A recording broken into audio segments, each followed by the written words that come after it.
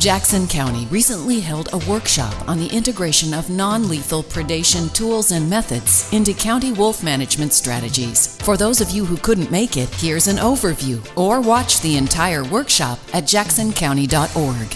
The purpose of this workshop, it's an educational workshop, and that's what, and we're focused on what the role of non-lethal methods in predation management with a focus on wolves.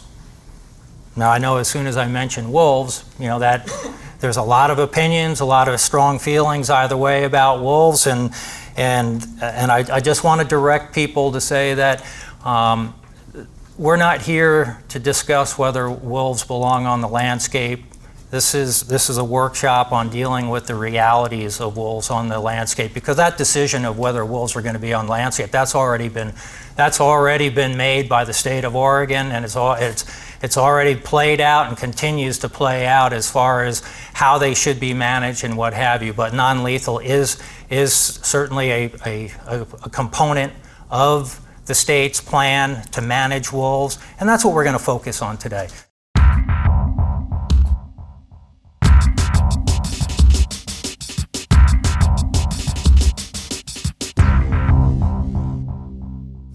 I wanted to gather our really good speakers we had today.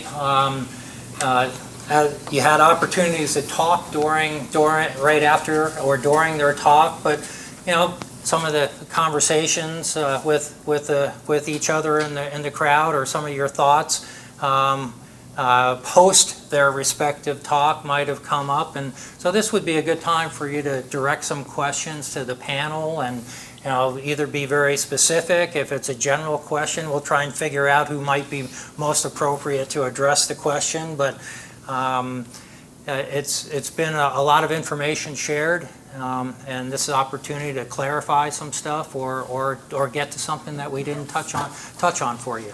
So have at it, audience. But remember, this is where you will deliver your question, please.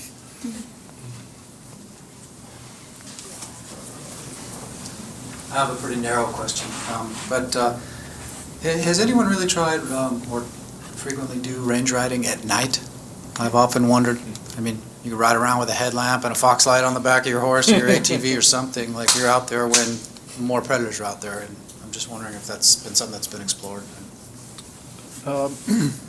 So that the Wood River project that I mentioned in Idaho, there was quite a bit of night work involved in that. So some of the volunteers, the defenders of wildlife personnel, they would camp out essentially with the sheep herders and would be active at night, and so a lot of that was they'd be more vigilant if they knew wolves were around. And early on in the project, there were collars on the wolves so they could monitor them and have a better sense of the risk. But when the collars fell off, that impacted that kind of dynamic, and so they went more towards howling surveys and sort of understanding where wolves were, and then if there was a high risk, they would put effort into night work. Yeah, and that's what we did in the Wood River Valley last year when we were having problems, is night presence, camping out there, driving the roads. You know, if there was activity, you could use cracker shells, things like that. I mean, it's a good question, because that's always something I've wondered about with the range riders, because almost all of the depredations occur at night. So that's really the most important time to be out there, it seems like. When you were doing that, it was in a reactive mode, right? I mean, that's not good, but that was after you had depredations and then staying out at night and cracker shells and that sort of thing. Correct, yeah. And that was when we didn't have there wasn't an active radio collar on the pack, so, you know, when you got an active radio collar, you can scan and see if the wolf's in the area. If not, you know, wolves have big territories and can be a long ways away from where you're standing out there in the middle of the night. But we were that was an active depredation, or we were having problems there, so we were spending as much time as we could. We had similar experience at night a couple of years ago.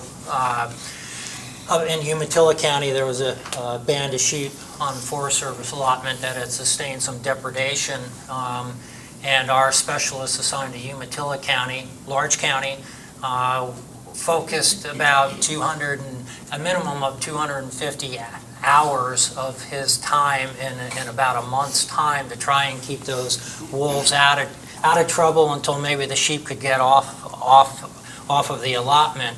And we were fortunate enough that there was a collar on that pack, and so, you know, we kind of gambled. It's like, well, where's the latest telemetry? Can I go take care of the rest of my county duties, and then I'll come up here and I'll help, you know, move the fox light around. If I see the wolf is coming close in, I can fire a non-lethal shot off in the air. I could, you know, have another vehicle up there, play a radio, and observe how the wolves were reacting to the non-lethal methods. And you know, a lot of time was spent at the expense of his other duties right there to be able to do that. And you know, if just a couple of days before the sheep were to come off of the allotment, the gamble of, gee, the telemetry says I might be safe enough to go do my other duties, well, the wolves came in on that. But it was close enough to the time the sheep were coming off that the state did not call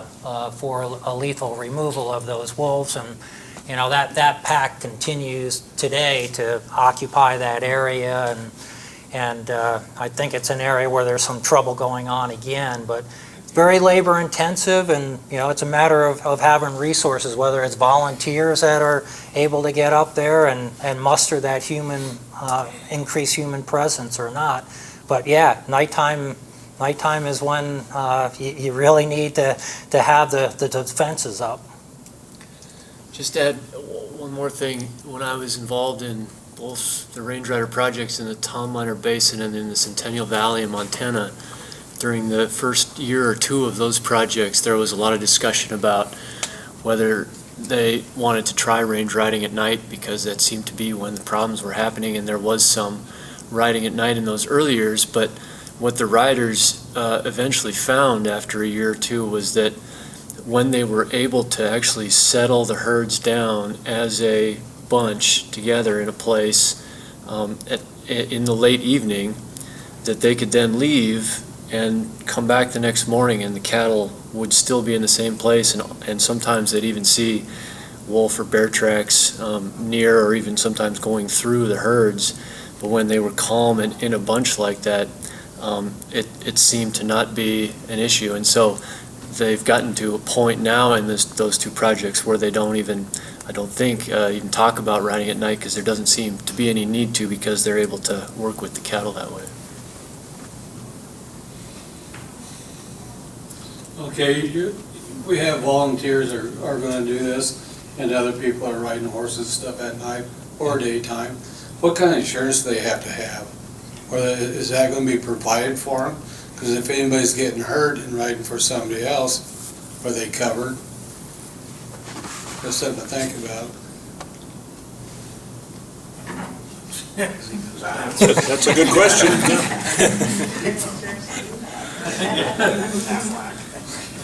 In the projects that I've been involved with, the riders, whether hired directly by conservation groups or a group of conservation groups, or a local livestock association, have always basically been on their own for insurance. So I'm not sure what those folks have done. But that opens up a possibility of somebody being sued if they don't have the right stuff. So that's something to think about. I'll just add to that. I think that's a pretty practical point. I'm from California, and with our pack that we have now, there's been some movement to get a range rider program going on, and some of that land is on private timberland, and the timberland owners, one of their concerns with allowing range riders on their property, just like they allow anybody on their property, because they're very worried about fire and all sorts of liability, is do you have adequate insurance? And so that is something that I think we might have to, it's an issue. Better talk now. And I'm Lanny Hickey from Klamath County Public Works, and I am just kind of the liaison between the Wolf Committee and the commissioners. And so one of my questions is that I know I've heard that you guys, or the different agencies have been attempting to collar some of OR7's pack, and it would seem like some of the earlier wolves that have come into the state, they've all come in with collars. And has that attempt to collar been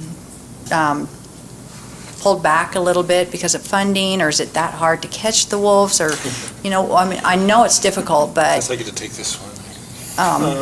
where are we at with getting some more of the wolves Yeah, collared? it's not been for lack of trying, I'll tell you. I mean, we tried this spring. The best time of year to trap, two best windows are in the spring when they're denning, because they're kind of confined to that area and they're going back and forth. And then we can also trap again in the fall. You can't kind of in the midsummer months because if you have young pups there, you don't want to catch a pup. You can't put a collar on it. You can break their leg.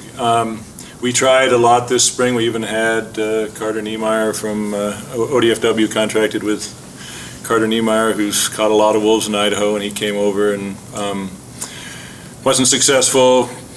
Mark Vargas and I tried, and we weren't successful. Very close. One missed the pan by about a quarter of an inch, so it was very frustrating. We may try again this fall. Right now, the fires are also keeping us out of there. But no, I mean, it's a real high priority for us, and major source of frustration that we haven't gotten that job done yet. Yeah. But I would mention, the ones you say that have come over here seem to be collared. Keep in mind, there's probably others out there that are uncollared that are around. I mean, only about 15% of the wolf population in Oregon is collared, and so I mean, it's been. We have these collared ones, which has been really helpful, but it's not like all of the wolves that have come from the Northeast are collared. Right, okay, and then the other thing that I was going to talk about was, with some of the questions with range riders and whatnot, that's one of the things that Klamath County has definitely struggled with, because number one, it's the liability. In our county, as a county, our liability requirements were so high that there really wasn't anybody who could comply with those limits that our county would set. And especially for an on-call, wasn't really certain whether they were going to work or not. And, it's just something that we've struggled with. And, we would like to work with another agency to be able to get range riders, because I know, like John has put in hours upon hours, and Tom Colum has put in a lot of hours, and so has John Muir, who's now went over to Lake County. All three of those guys, it was night after night after night up at the Yamsey Ranch, and then also up at Fort Klamath. And so, I mean, it was something near and dear to my heart that I really, really worked very hard to try and figure out how to get a range rider hired in our county, and I still haven't figured out how to get that done. So, yeah, that's a difficult bridge to cross for us. So, anyway, thank you.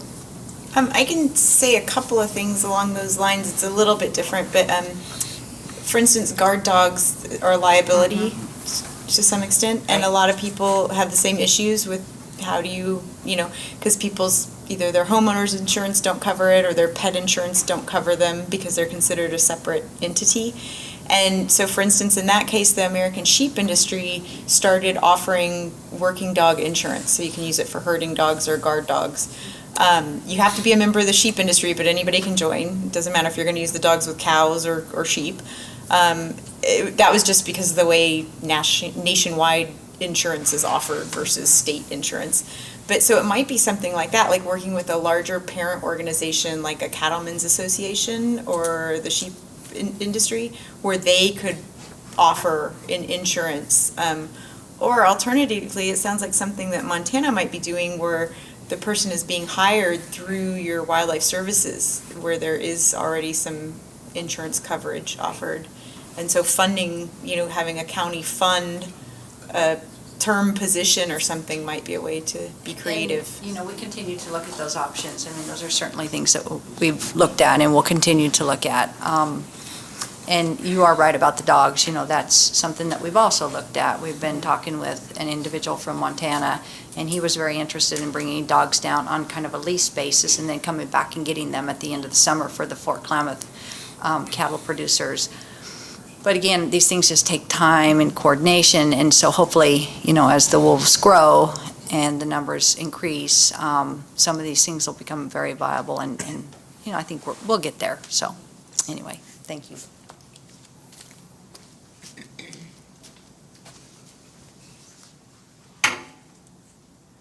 This is hazardous here. I'm Lynn Bernhardt. I have a small farm. We have a small farm in Jackson County and some farm animals. And first of all, I want to thank all of you for coming to be here. This has been really informative. A couple of quick things. One thing, I have it from a good source, the Jackson Soil and Water Conservation District, that the next Jackson Cattlemen's Association meeting will have, which is October, and I'm not sure, 13th, 18th, something like that.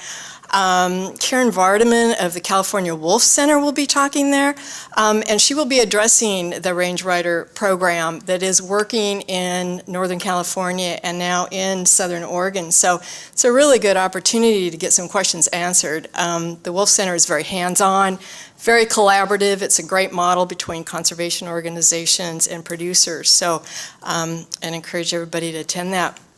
The question I have, though, for Wildlife Services is that one of the criticisms that I've read is that the numbers of wildlife animals that have been trapped or shot or whatever over the years nationally, recent years, has not really changed much.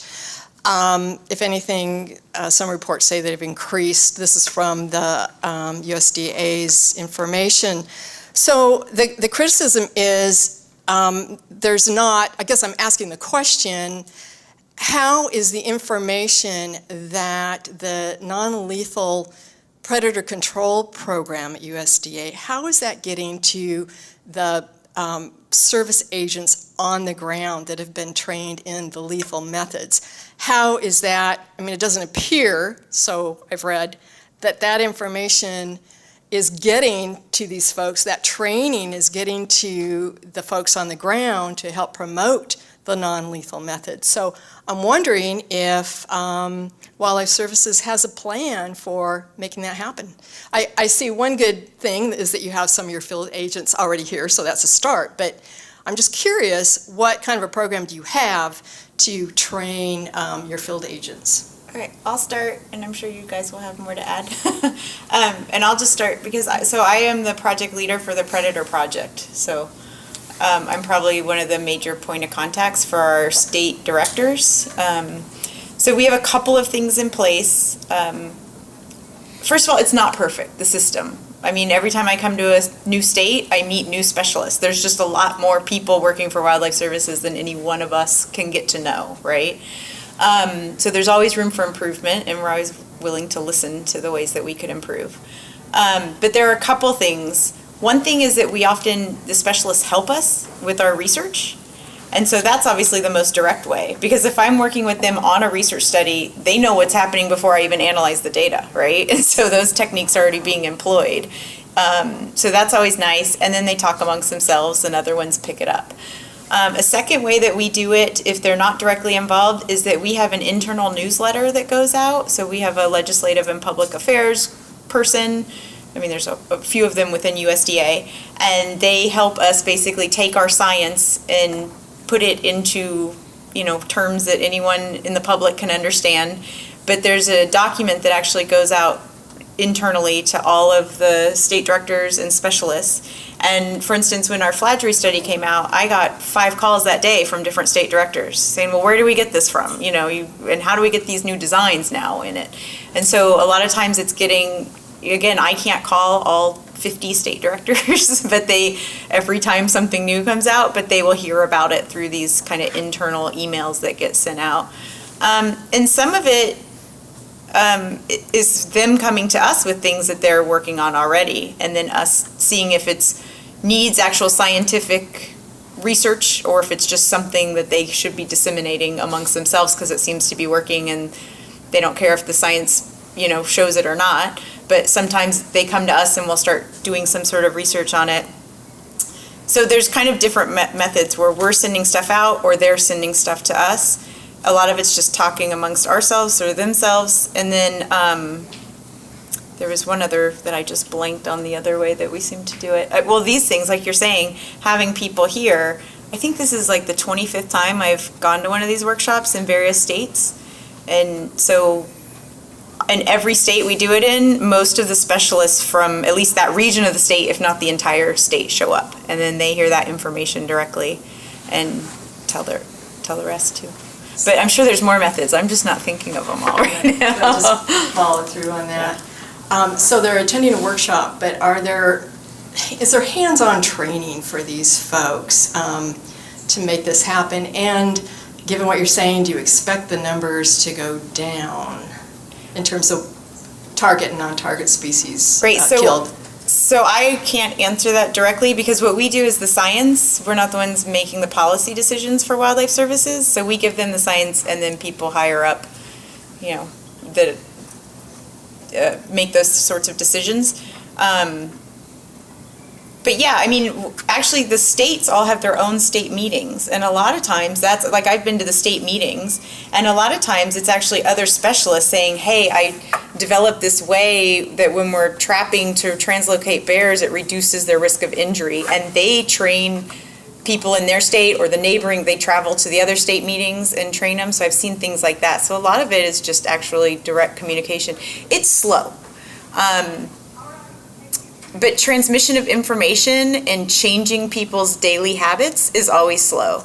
And having a research branch within the agency makes it much faster than what might happen, than information gets transferred when it's coming externally. So it's not perfect, but it's slowly changing, I'd say. Thank you. Do you guys have?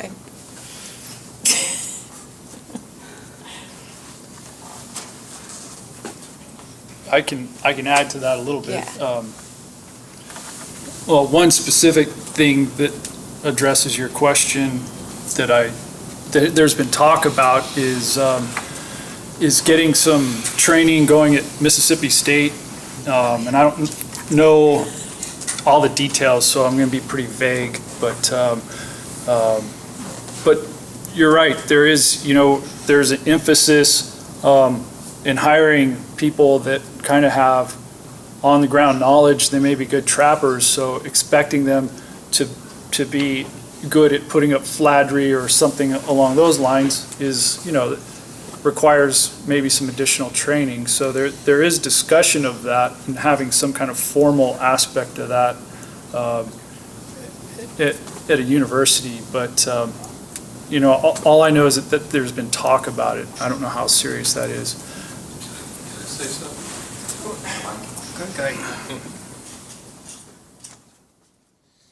We're kind of training the people that we're working for, because a lot of times we could go in there before we do our trapping and kind of give them heads up, maybe fix your fence better, move your garbage out, and do a lot of things, and that's a preventive.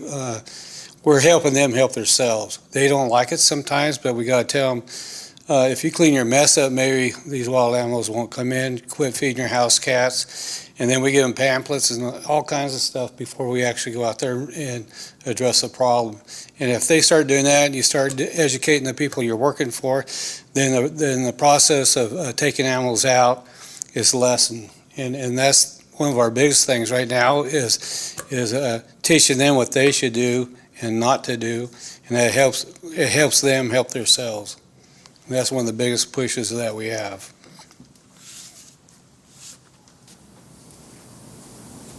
I think one of the things that we can do a better job of is, as Cricket is talking, we make recommendations. We can do a better job of documenting what the cooperator has already employed the methods, because I'm concerned that there's an assumption out there that since we don't have a nice pretty report to hand you, that this isn't happening. And so we recognize that we probably can do a better job of documenting what in fact is being done by the producers and what additional stuff we are recommending. We talked about resources here. Our folks are spread mighty thin. We've got one guy in Harney County. That's one guy for 11,000 square miles. That's a pretty big area to ask for someone to go out and assess situations and make recommendations, and oh, by the way, address the ongoing predation or other wildlife conflict. And, you know, being an accountable agency, we generate large numbers of animals taken.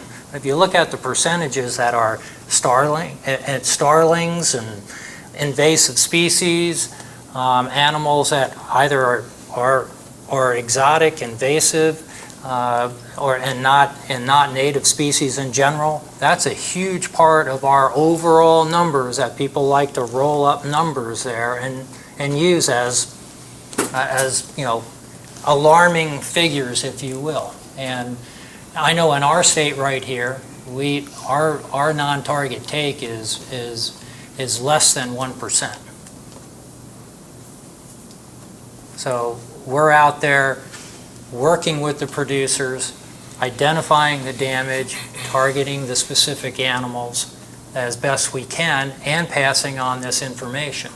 But it is a matter of resources to be able, we could use lots of folks in between our existing people if the expectations are that we're going to be out there kind of like an extension agent and also have the expertise, like John's saying, to make an animal step, the animal you want, step in an area the size of a 50-cent piece. Sounds like collaborating with like the NRDC and other organizations, though, could really further your resources if you use them to help train. Well, I'll never miss an opportunity to collaborate and look for resources, but I know as my agency, we have specific missions, and Congress appropriates monies for specific missions and activities. And sometimes that doesn't always lend for a, hey, I can't reach into their money and they can't reach into my money type of a scenario. It's actually fairly complex trying to round up the resources to address wildlife conflicts. But related, I think it's a really important point that that historically, a large portion of Wildlife Services resources have come from livestock producer cooperators, and that what I'm really excited about working with Montana Wildlife Services in developing these couple of new non-lethal positions, one a field technician and one a range rider, is because I think it kind of maybe helps open more and more people's minds to this idea and potential of a whole new constituency of the public out there that could serve as cooperators of wildlife services as well, whether it be conservation organizations or other members of the public, to say, hey, yeah, we hear you, wildlife services, you are strapped for resources, but here's some resources that we have, and we'd love to work with you to help you fund or train you or do whatever in these particular areas that we can agree with you on are good for people and good for livestock and good for wildlife. So my hope is that, these positions we're creating in Montana could create and provide that sort of model that other states may be able to adopt as well. It's hard to stay in this quiet room all of a sudden, so I got a couple of questions and comments for you. I serve on the Farm Service Agency County Committee, so I have a long background and knowledge of what Southwest Oregon is about when it comes to farms and ranches. So something that's a little different watching the presentations today, it looked like a great deal of the land and places that we were looking at were very large operations, including grazing land that came from state or federal agencies. Whereas in Southwest Oregon, you find a vast number of small farms, maybe 5 to 50 acres, and then you start moving up in blocks, maybe 50 to 100. Then there's a substantial amount of land out there that's still in large blocks, but in decline. And when I say decline, what's happening is that the mother cow herd and the sheep herds of ewes are no longer here. So where we're ending up is we're going to have stocker steers, light steers, 400 to 800 pounds, in that range, sometimes smaller. They're purchased somewhere and trucked into the valley because that makes the grass very valuable as opposed to trying to keep mother cows over winter. So how do we put up a line of defense against wolves across this vast number of property owners with all kinds of fences and systems? Some places are completely abandoned, some places are highly cultivated and cared for. But when you focus down to just dealing with the wolf issue, somehow we're going to have to get a whole lot of people on the same page. And that's going to be hard. It's not the technology, it's the getting everybody on the same page part that I'm going to ask you to comment on. You guys have some ideas, and how are we going to do that? Well, I can talk from like our livestock guard dog study. So we were trying to identify ranchers willing to try this breed of dog they'd never heard of and let researchers come in and do all this crazy stuff. I mean, we were setting out fake wolves and all this stuff. And so what we did is we just started small. We started with a few, actually our specialists in the state of Montana identified a few ranchers that were willing to be engaged with research. And we started with them, and just by word of mouth, it spread. And so I think that's really important, is having kind of, I guess in the scientist world, they call it like key informants or key leaders in the community that are willing, influencers in the community that are willing to participate. And if you can get them to put up fladry and they show it works, I mean, kind of Zach mentioned that. Now the whole bunch of neighbors want fladry.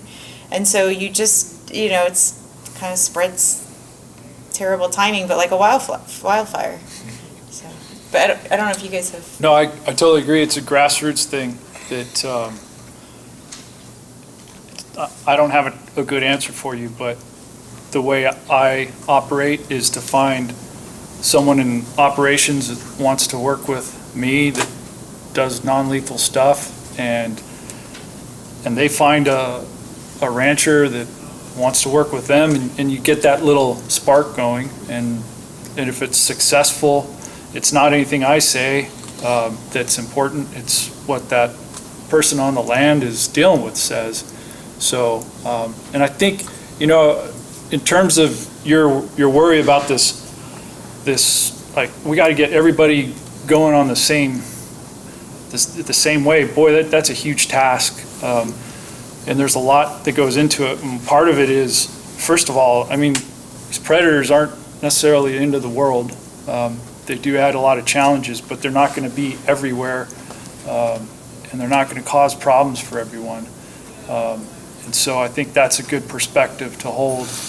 And identifying those key places where they are, where they are a problem and where you want wolves on the ground, that's an important task that usually falls to state agencies. But you can start kind of picking out spots like, hey, this is a critical area. That's where you put your resources, and that's how I'd operate. I wanted to mention too, I don't think you're ever going to be in a situation in Jackson County where the majority of your producers are going to be affected by wolf damage. It's very localized. Even in Wallowa County, where you got a high density of wolves, really it's a small percentage of the producers that are having wolf problems, and it'll probably be even a smaller percentage here. So I don't think everybody's going to have to be putting up permanent electric fences to keep wolves at bay. It's going to be localized, and so I wouldn't overestimate the scale of the problem. You need to remember, though, that other predators here are extreme.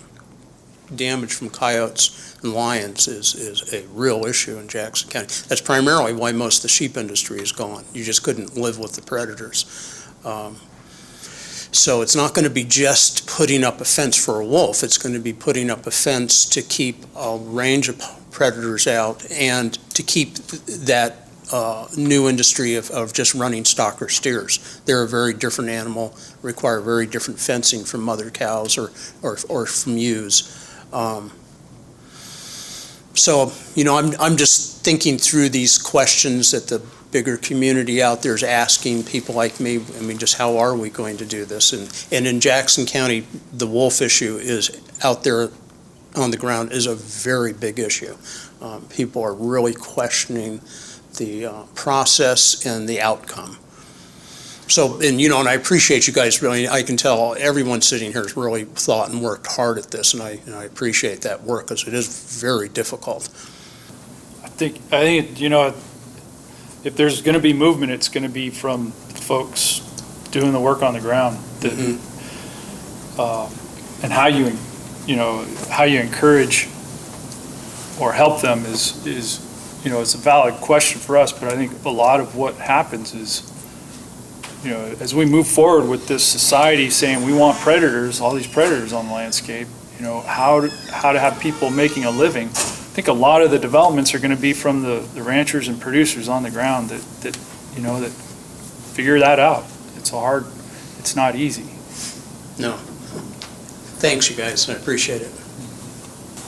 There's a lot of information out there. You can Google wildlife services and you can access a lot of non-lethal information, and you can go through NWRC, access NWRC for the non-lethal part of our program, and as far as the research that has been done and what continues to be done. So there's an investment on the part of wildlife services. The challenge is getting it down to the ground level where it is usable and user-friendly for the producer that is trying to, after all, make a living and a livelihood at things. And we almost didn't get the funds from the state to assist with the non-lethal methods, and that's very troubling. That it's kind of like if society wants predators, and they got to be careful about that. They want their cake and eat it too. It comes at an expense. I think Zach is learning that whether you hire a trapper that is just focusing on lethal or focusing on non-lethal, that warm body still costs the same amount of money. That vehicle they drive around costs the same amount of money, and it's not as simple as reallocating an existing appropriation, because there is ongoing damage out there that needs to be addressed. So that's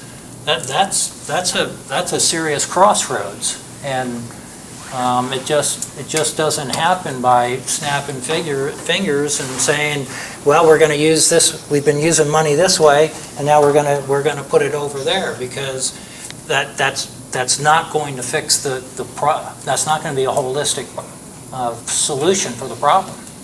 I just know that for a fact. It's not going to fix the problems out there. It's going to cause others to suffer, probably, without a real plan in place. And, you have the Oregon Wolf Plan that has the non-lethal components on it, and so far, the state is finding some funds to help make those components work. Now, if people want, more non-lethal, it's going to require resources. And I appreciate the folks that have described their collaborations. Zach and Jason administers the money, works with the county wolf committees. The producers, do what they need to do at the county level to create the documentation, implement the non-lethals as best they can. The state agencies put together the plans that put a focus on the non-lethal, as do the federal agencies, and research. It really isn't any different than the Wildlife Services operations. That they've got a very tight budget, and they work on collecting funds from outside of the federal appropriation system just to keep the non-lethal research going on. So it's, let's face it, the wildlife conflict aspect of wildlife management compared to the investment that goes on for wildlife production, it's a tiny fraction of what is being put into wildlife production and conservation programs.